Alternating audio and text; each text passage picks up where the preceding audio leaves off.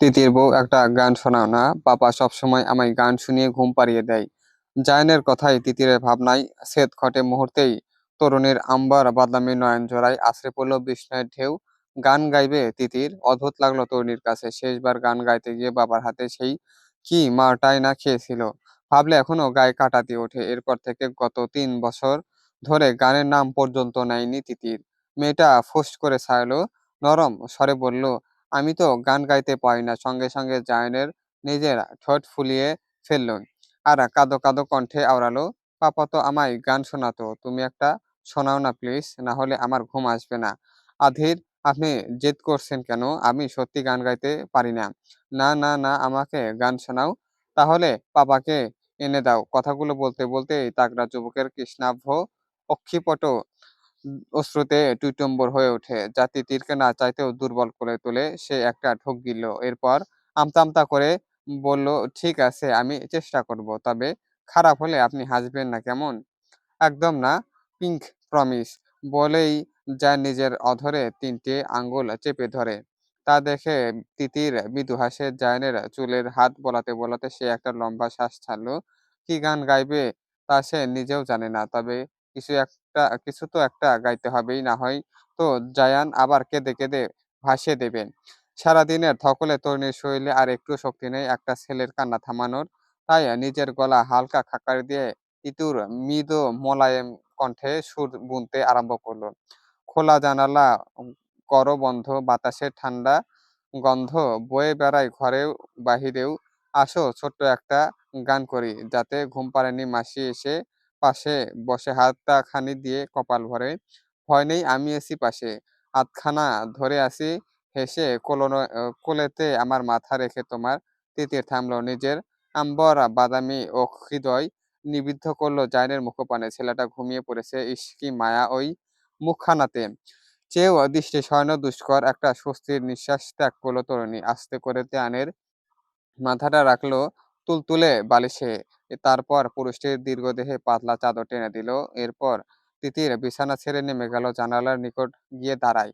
রূপালী চন্দ্রিমার স্নিগ্ধ দীপ্ত আশ্রে পড়ল তরুণীর কোমল মুখশ্রীতে। মৃদু সমীকরণে দোলে উঠে তিতিরের রেশমের ন্যায় কেশ রাশি। কিয়ৎক্ষণ নিশ্চুপ দাঁড়িয়ে অন্তহীন অন্ধক্ষণে পণে চেয়ে থাকে ও। জীবনের এমন পর্যায়ে এসে দাঁড়িয়ে আছে যেখানে পিছু হওয়ার কোনো রাস্তা নেই। তার সম্মুখে আছে কেবল অন্ধকার। এমন অবস্থায় তার কি করা উচিত তা ওর অজানা। আপন মনে বিড়বিড় করে উঠে তিতির, এই কেমন দোটানায় ফেললে খোদা! এই মানুষটার সাথে কি আদৌ আমি সংসার করতে পারবো? আমি তো এটাও জানি না উনি কখনো সুস্থ স্বাভাবিক হবেন কিনা। আমার ভাগ্যই কেন এত নির্মম মতা! খোদা! নিজের প্রশ্নেই নিজেই উপহাস করে হাসল তিতির। কিয়ৎক্ষণ স্থির দাঁড়িয়ে থেকে জানালা বন্ধ করে পুনরায় ফিরে আসে বিছানার নিকট। আবছা অন্ধকারে কয়েক মুহূর্ত চেয়ে থাকে বিছানার পানে। ওপাশে জায়ান ঘুমাচ্ছে। একটা পুরুষ মানুষের সাথে ঘুমাতে হবে ভাবতেই কেমন আতঙ্কে বক্ষগহ্বর ধড়ফড় করে উঠছে। যতই জায়ান এখন ওর স্বামী হোক, কিন্তু তিতির তো মন থেকে ওকে এখনো স্বামী হিসেবে গ্রহণ করতে পারেনি। সেখানে একসাথে ঘুমানোর কথা ভাবতে তো একটু সংকোচ হবেই। বিছানার কোণ থেকে একটা বালিশ নিয়ে উম বিছানার মধ্যবর্তী স্থানে রাখলো। জায়ান তার নিজের মধ্যে একটা বর্ডার তৈরি করলো তিতির। অতঃপর অন্তঃস্করণে অসংখ্য সংশয় আর দ্বিধা নিয়ে গুটিসুটি মেরে শুয়ে পড়ল। কিয়ৎক্ষণ ওর দৃষ্টি স্থির রইল সিলিং এর দিকে। তারপর তরুণী আস্তে আস্তে তলিয়ে যেতে শুরু করলো নিদ্রার গভীর জগতে। সূর্যিমামার তেজস্বী কিরণ চতুর্দিকে ছড়িয়ে পড়তেই জনমানব তাদের নতুন দিন শুরুর কাজে লেগে পড়েছে। মৃদুমন্দে বৃক্ষপত্র মুড়মুড় শব্দে কেঁপে উঠেছে। দূর থেকে থেমে থেমে ভেসে আসছে পাখিদের কলরব। সেই সঙ্গে মৃত্তিকা ও পুষ্পরাজির শুভ্র সুভাষ। মহাসড়কগুলোই গাড়ির ঢল। ফুটপাত দিয়ে কিছু সংখ্যক মানুষ দ্রুত পায়ে ছুটে চলেছে তাদের গন্তব্যস্থলে। নিউমোনিয়ায় ভয়ে গত রাতে গোসল করার প্রবল ইচ্ছা থাকলেও তা অন্তরে দমিয়ে রেখেছিল তিতির। কিন্তু সকাল হতে না হতেই তিতির একটা লম্বা শাওয়ার নিয়ে ওয়াশরুম ছেড়ে বেরিয়ে এলো। এখন মনে হচ্ছে লাজুক শরীরটা কিঞ্চিৎ চাঙ্গা হয়েছে। পুরনো একটা হালকা গোলাপি রঙের মধ্য সোনালী পাড়ের একখানা তাঁতের শাড়ি। কিছুক্ষণ আগে জায়নের ছোট ভাই আয়মানের স্ত্রী কোহিনূর এসে তিতিরকে শাড়িটা দিয়ে গেছে। নিজের ভেজা চুলগুলো শুকিয়ে তিতির আয়নার সামনে দাঁড়িয়ে নিজের শাড়ি ঠিক করতে করতেই ওর চোখ আটকে যায় বিছানার নৈকট্য। দুটো কৃষ্ণাভ গভীর নয়ন তার পানে নিবদ্ধ। তিতির থমকে দাঁড়ায়, সম্পূর্ণ ঘুরে বেডের দিকে তাকাতে দেখতে পায় জায়ান ওর পানে মন্ত্রমুগ্ধের ন্যায় নিষ্পাপ চাহনিতে তাকিয়ে আছে। সঙ্গে সঙ্গে তরুণীর কপালে ভাঁজ ফুটে ওঠে। কিছুক্ষণ আগেও তো দেখেছিল জায়ান ঘুমে টাল হয়ে আছে, তবে উঠলো কখন? তরুণ মৃদু স্বরে বলল, গুড মর্নিং, কখন উঠলেন আপনি? জায়ান সঙ্গে সঙ্গে উত্তর দিল না। নিষ্পলক চাহনিতে কিছুক্ষণ তিতিরকে পরখ করলো, তারপর ধীর পায়ে বেড থেকে নেমে অগ্রসর হয়ে তিতিরের দিকে। তিতিরের সম্মুখে দাঁড়িয়ে শিশুসুলভ কমলতা মিশ্রিত কণ্ঠে বলে, তিতির বউ, তোমাকে দেখতে একদম পুতুলের মতো লাগছে জানো। এই শাড়িটা আমার মাম্মামের, এটা পরে তোমাকে একবার আমার মাম্মামের মতো লাগছে। তুমি দেখতে এত আদুরে কেন তিতির বউ? তিতির কয়েক সেকেন্ড নিশ্চুপ থেকে তারপর বলল, এটা আপনার মায়ের শাড়ি তানজিলা বেগমের। পর মুহূর্তে জাইনের মুখায়বয়ে ভয় আর অকথিত ক্রোধের ছাপ ফুটে ওঠে। সে রাগান্বিত কণ্ঠে বলে ওঠে, একদম না, পচা স্টেপ মাম্মা শাড়ি না এটা, এটা আমার মাম্মা আয়েশা চৌধুরীর শাড়ি। জায়ানকে রেগে যেতে দেখে একটু বিস্মিত হয়ে যায় তিতির। গতকাল রাতে জায়ানের সাথে এই জায়ানের বেশ তফাৎ দেখতে পাচ্ছে তিতির। পরিস্থিতি বেগতিক হওয়ার পূর্বেই তিতির মৃদু হাসি দিয়ে বলে, এই জন্যই শাড়িটা খুব সুন্দর, আমার খুব পছন্দ হয়েছে। সঙ্গে সঙ্গে জায়ানের ক্রোধ মিলিয়ে যায়, একদম নিষ্পাপ কণ্ঠে আওড়ালো, তাহলে আমি তোমাকে মাম্মার সবগুলো শাড়ি এনে দিব, তুমি পরবে কেমন? তিতির সম্মতি সূচক নিজের মাথা নাড়ালো। এই পাগলের সাথে কথা বললে হিতে বিপরীত হয়ে যাবে, তাই বুদ্ধিমানের মতো তার হাতে মেলায় তিতির পরনের শাড়ি আর নিজের চুল ঠিক করে দরজার দিকে এগিয়ে গিয়ে থমকে দাঁড়ায়। মাথা ঘুরিয়ে জায়নের পানে তাকালো। ছেলেটা পূর্বের স্থানে ঠায় দাঁড়িয়ে আছে। তিতির বিমূঢ় চিত্তে তাকিয়ে জিজ্ঞেস করলো, কি হলো, চলুন, ব্রেকফাস্ট করবেন না? জায়ান জোরে জোরে নিজের মাথা এদিক ওদিক নেড়ে এক ছুটে বিছানায় উঠে বসলো। পাতলা চাদর দিয়ে নিজের শরীর ভালোভাবে ঢেকে নেয়। তার এমন কাণ্ডে হতবুদ্ধি হয়ে যায় তিতির। ছেলেটা হঠাৎ ভয় পেল কেন বুঝতে পারল না তিতির, তাই ধীরে পায়ে জায়ানের নিকট এগিয়ে গেল আর কোমল স্বরে শুধায়, ভয় পাচ্ছেন কেন? জায়ান ভয় বিড়বিড় করে বলল, আমি নিচে যাব না। সঙ্গে সঙ্গে ভ্রু যুগল কুঁচকে ওঠে। তিতিরের প্রশ্নবিদ্ধ কণ্ঠে আওড়ালো, কেন? স্টেপ মাম্মা বারণ করেছে রুমের বাইরে না যেতে। তাহলে আমাকে মারবে, খাবার দেবে না উনি? কথাগুলো শুনে তিতিরের চক্ষুদ্বয় বিস্ময়ে বিস্ফোরিত হয়ে ওঠে। তিতিরের সন্দেহ আর কৌশল যেন ক্ষণে ক্ষণেই তীব্রতর হয়ে উঠছে। এই বাড়ির মানুষগুলোর মধ্যে নিশ্চয়ই কোনো খাপলা আছে, বিশেষ করে জায়ানের সৎমা তানজিলা বেগমের মধ্যে। জায়ান তাকে ভীষণ পছন্দ করে আর ভয় পায়। মহিলাদের মধ্যে একটা ঘাপলা নিশ্চয়ই আছে। তবে আপাতত নিজের ভাবনাগুলো দমিয়ে রেখে তিতির ধীরে সন্তর্পণে জায়ানের শরীরে জড়ানো চাদরটি সরিয়ে দেয়। তারপর ওর চুল হাত বলিয়ে কোমল স্বরে পড়ে, আমরা নিচে যাব আর সবার সাথে ব্রেকফাস্ট করব। জায়ান সঙ্গে সঙ্গে আতঙ্কিত কণ্ঠে বলে, না না না, আমি যাব না। আপনি যাবেন, তাও আমার সঙ্গে? না না তিতির বউ, তুমি এমন করো না, স্টেপ মাম্মা আমায় বকুনি দেবে। তিতির লম্বা একটা শ্বাস টানে, তারপর দীপ্ত কণ্ঠে বলে, আমি আপনার সাথে যাব তো, কে আপনাকে বকে আমিও দেখব। এখন চলুন তো। ডাইনিং রুমের পরিবেশ একদম থমথমে। দুজন সার্ভেন্ট সহ কোহিনূর নাস্তা পরিবেশন করছে। টেবিলের শীর্ষ চেয়ারে অবস্থান করছে জায়ানের বাবা হাবিব চৌধুরী আর তার নিকটস্থ চেয়ারটিতে বসে আছেন তানজিলা বেগম। উষ্ণ খাবারের সুঘ্রাণে ম ম করছে সমগ্র কক্ষ, অথচ কক্ষে উপস্থিত কারোর মুখে কোনো টু শব্দ পর্যন্ত নেই। তখনই সেখানে আগমন ঘটে তিতির আর জায়ানের। জায়ান মাথা নিচু করে তিতিরের পিছনে হাঁটছে। তিতির পেছনে থাকায় মাথা নিচু করে থাকায় ব্যস্ত। কোহিনূর প্রথমে জায়ানকে লক্ষ্য করেনি। তিতিরকে লক্ষ্য করতে সে মৃদু স্বরে ডাকে, আরে তিতির, এসো, ব্রেকফাস্ট করবে। তিতির মাথা নেড়ে জায়ানকে টেনে নিজের পাশে এনে দাঁড় করায়। জায়ানের ভীত সম্প্রস্থ দৃষ্টি তানজিলা বেগমের দিকে নিবদ্ধ, যিনি একবারের জন্য তাকানোর প্রয়োজন বোধ করলেন না। তিতির একবার মা ছেলের দিকে দৃষ্টি বুলিয়ে স্নেহ মিশ্রিত কণ্ঠে বলল, অধীর চলো, আধির চলো। সঙ্গে সঙ্গে উপস্থিত সকলে থমকে গেল। তড়িৎ গতিতে সকলের দৃষ্টি গিয়ে বিঁধল জায়ানের দিকে। কোহিনূর আর হাবিব চৌধুরী বিস্মিত দৃষ্টিতে তাকিয়ে আছে তার পানে। আর তানজিলা বেগম জায়ানকে দেখার সঙ্গে সঙ্গে তার হালকা কুঁচকানো ফর্সা মুখাবয়ব অন্ধকারে নিমজ্জিত হয়ে ওঠে। নিজের হাতের দুটো মুঠ- মুষ্টিবদ্ধ করে ফেলে শাড়ির আঁচলে। অকপটে কণ্ঠে বলে, এই পাগল। বাক্যটি ঢোক গিলে নিয়ে কণ্ঠস্বরে ক্ষীণ মেকি কোমল করে বললেন, জায়ানকে কেন নিয়ে এসেছো এখানে তিতির? একসাথে ব্রেকফাস্ট করার জন্যে। কথাটা শুনে তানজিলা বেগমের মুষ্টিদ্বয় আরো জোরালো হয়ে ওঠে। চোখে মুখে তিক্ততা ফুটে ওঠে। পরিস্থিতি সামলান দিতে কোহিনূর বলে ওঠে, আসলে তিতির ভাইয়া আমাদের সাথে খাবার খান না। তিতির ভ্রু কুঁচকে অকপটে জিজ্ঞেস করে, কেন উনাকে কেউ সামলাতে পারে না? টেবিলের জিনিসপত্র সব ফেলে দেন। খাবার পছন্দ না হলে সবকিছু এদিক ওদিক ছুঁড়ে ফেলেন। তাই উনাকে আরমান রুমে খাওয়ায়। কোহিনূর নিজের কথাগুলো শেষ করে থামতেই তিতির দৃষ্টিপাত করলো জায়ানের পানে। মুহূর্তেই জায়ান নিজের কাঁধ গুটিয়ে ফেলে।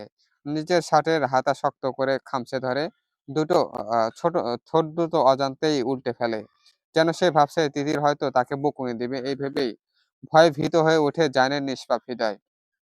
কিন্তু তাকে ভুল প্রমাণ করে তিতির ওর হাত ধরে কারো অনুমতি নেওয়ার প্রয়োজন বোধ না করে জায়ানকে একটা চেয়ারে বসিয়ে দেয়, যা দেখে জায়ান সহ সবাই বেশ অবাক হয়। শুধু এবার অবাক হলে না হাবিব চৌধুরী, তিনি নিশ্চুপ ভঙ্গিতে বসে সবকিছু নিরবীক্ষণ করছেন।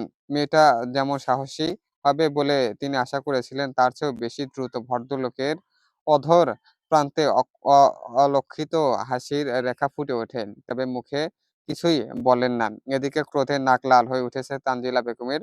তবুও নেই ক্রোধ, চেয়েও ভয় প্রকাশ করতে পারছে না। না হলে যে তার ভালো মানসিবই খেতাব ক্ষণ হয়ে যাবে। তাই দম বন্ধ করে বসে তিতিরের কীর্তিকলাপ দেখছেন। ইতিমধ্যে ডাইনিং এরিয়াতে এসে উপস্থিত হয়ে আরমান চৌধুরী, যে জায়ানের সৎ ভাই এবং বয়সে জায়ানের চেয়ে ৪ বছরের ছোট। জায়ানের অবর্তমানে সেই এখন তাদের কোম্পানির দেখাশোনা করে। আজ ঘুম থেকে উঠতে বেশ দেরি হয়ে গেছে তার। তাই তড়িঘড়ি করে ডাইনিং রুমে এসে জায়ান আর তিতিরকে লক্ষ্য না করেই ব্যস্ত স্বরে কোহিনূরকে বলল, ভাইয়ার খাবারটা দাও। নূর ওকে খাইয়ে তারপরে অফিসে যাবে। কোহিনূর কিছু বলার পূর্বেই আরমানের চোখ পড়ে ডাইনিং টেবিলের দিকে। একটা চেয়ারে গুটিসুটি মেরে বসে আছে জায়ান, আর তার পাশে দাঁড়িয়ে আছে খাবার বাড়ছে তিতির। প্রথমে কিঞ্চিৎ অবাক সে। প্রায় ১.৫ বছর জায়ানকে এখানে বসতে দেখছে সে।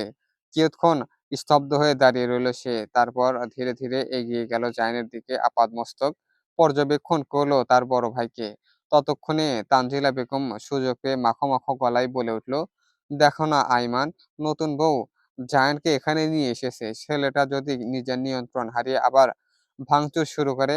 সঙ্গে সঙ্গে তিতিরের তরফ থেকে শান্ত কণ্ঠে উত্তর ভেসে এলো, সেটা এখন থেকে দেখার বিষয় আমার। আপনি ও নিয়ে চিন্তা করবেন না শাশুড়ি মা। তানজিলা বেগমের ক্রোধ যেন আকাশ ছিল। ইচ্ছে করছে মেয়েটির গালে ঠাস করে কয়েকটি চড় বসিয়ে দিতে। এইটুকুন মেয়ে কিনা তার সাথে তর্ক করছে তানজিলা চৌধুরীর সঙ্গে, তবুও নিজের মাথার সব ভংচং চিন্তা ভাবনা কোনো রকমে দমিয়ে নিলেন তিনি। আর চাপা স্বরে বললেন, তুমি এই বাড়িতে নতুন না, তাই জায়ান কেমন নিজের কথাটা সম্পূর্ণ করার সুযোগ পেলেন না তিনি। যার নিকটস্থ চেয়ারে বসতে বসতে আইমান শান্ত স্বরে সকলের উদ্দেশ্যে বলে, যদি ভাবি নিজের হাজবেন্ডকে সামলানোর অ্যাবিলিটি রাখে, তাহলে আমাদের এক্ষেত্রে হস্তক্ষেপ না করাই বেটার। তানজিলা বেগম আবারও বলার চেষ্টা করলেন, কিন্তু কিন্তু প্লিজ আম্মু, দেখছো তো ভাইয়া শান্ত হয়ে বসে আছে, তাহলে কেন কথা বাড়াচ্ছ? ছেলের তীক্ষ্ণ কথায় চুপ হয়ে গেলেন তানজিলা বেগম। আর কথা বাড়ানোর সাহস পেলেন না। তিনি খুব ভালো করেই জানেন জায়ানকে আরমান সবচেয়ে বেশি ভালোবাসে। বিশেষ করে জায়ানের সেই অ্যাক্সিডেন্ট হওয়ার পর থেকে ভাইয়ের সবকিছুর দেখাশোনা আরমানই করে। ভাইয়ের জন্য নিজের প্রাণ কুরমা কুরবান করতেও আরমান দ্বিধাবোধ করবে না। তাই ফস করে নিজের খাবারের দিকে মনোনিবেশ করলেন তানজিলা বেগম। আরমান কয়েক মুহূর্ত তার ভাইয়ের দিকে তাকিয়ে রইল। তারপর জায়ানের কানে ফিসফিস করে জিজ্ঞেস করলো, বউকে ভালো লেগেছে ভাইয়া? খিলখিল হেসে উঠে জায়ান। তিতির কিছুটা দূরে দাঁড়িয়ে কোহিনূরকে সাহায্য করছে, তাই দু ভাইয়ের কথোপকথনের কিছুই তার কর্ণকুহরে পৌঁছালো না। জায়ান একবার তিতিরের আদুরের মুখায়বয়ব পরখ করল, তারপর আইমানের দিকে তাকিয়ে, তারপর আরমানের কানে ফিসফিস করে শিশুসুলভ কণ্ঠে বলল, ভাই, তিতির বউ না অনেক ভালো জানিস, আমাকে একবারও বকেনি। জায়ানের কথা আরমান আগ্রহের সহিত জিজ্ঞেস করল, তাই? হ্যাঁ, আর আরো না আমায় রাতে গান শুনিয়ে ঘুম পাড়িয়েছে। তিতির বউ অনেক অনেক ভালো। তা ভাই? আরমান আর কিছু না বলল, কেবল মৃদু হাসল। আর বহুদিন পর তার বড় ভাইকে এতটা খুশি হতে দেখেছে সে। আরমানের বক্ষ গহ্বর চিরে বেরিয়ে এলো একটা প্রশান্তির নিঃশ্বাস। তখন তিতির এসে ওদের দু ভাইয়ের সামনে ব্রেকফাস্টের প্লেট রাখলো। সব সময় আরমান জায়ানকে খাইয়ে দিলেও আজ আর তার অতঃপর প্রয়োজন বোধ করল না। চুপচাপ নিজের খাবারে মনোনিবেশ করলো। আজ এমনিতেই তার দেরি হয়ে গেছে। আরমানকে খেতে দেখে জায়ান পরপর কয়েকবার নিজের প্লেটের দিকে তাকিয়ে পুনরায় আরমানের দিকে তাকালো। কিন্তু আরমানের সেদিকে কোনো হেলদোল নেই। সে তো দ্রুত নিজের খাবার খেতে ব্যস্ত। বেচারা অসহায় দৃষ্টিতে হাবিব চৌধুরীর পানে তাকালো। যিনি এতক্ষণ জায়ানের দিকেই তাকিয়েছিলেন। কিন্তু যখন জায়ান তার দিকে তাকে, তখনই ভদ্রলোক নিজের দৃষ্টি তার প্লেটে নিবদ্ধ করলেন। যেন তিনি ওর দিকে তাকানোই নি। জায়ান গলা ফুলিয়ে শ্বাস ছাড়ল। কৃষ্ণাভ নয়নজোড়ায় অশ্রুতে ভরে ওঠে। মুখ তুলে তাকায় তিতিরের দিকে। সঙ্গে সঙ্গে তার গাল বেয়ে গড়িয়ে পড়ে অশ্রুকণা। তিতির নিজের ভ্রু যুগল কুঁচকে ফেলে আর নয়ন স্বরে শুধায়, কি হলো? কাঁদছেন কেন? জায়ান নিজের ঠোঁট উল্টে রুদ্ধ কণ্ঠে বলল, ওরা দুজন আজ আমায় খাইয়ে দেবে। এখন আমি কিভাবে খাবো? কথাটা বলে থামে জায়ান। কয়েকবার পলক ফেলে তাকাই তিতিরের মুখায়বয়ে। তারপর আবদার মেশানো শিশুসুলভ স্বরে বলে, তিতির বউ, তুমি আমায় খাইয়ে দাও না প্লিজ। আমি অনেকগুলো চকলেট দেবো তোমায়। ভিডিওটি ভালো লেগে থাকলে অবশ্যই লাইক, কমেন্ট, শেয়ার এবং সাবস্ক্রাইব করে পাশে থাকবেন। চলবে। আর হয়তোবা ভুল ত্রুটি আছে, ভুল ত্রুটি ক্ষমা সুন্দর দৃষ্টিতে দেখবেন। ধন্যবাদ।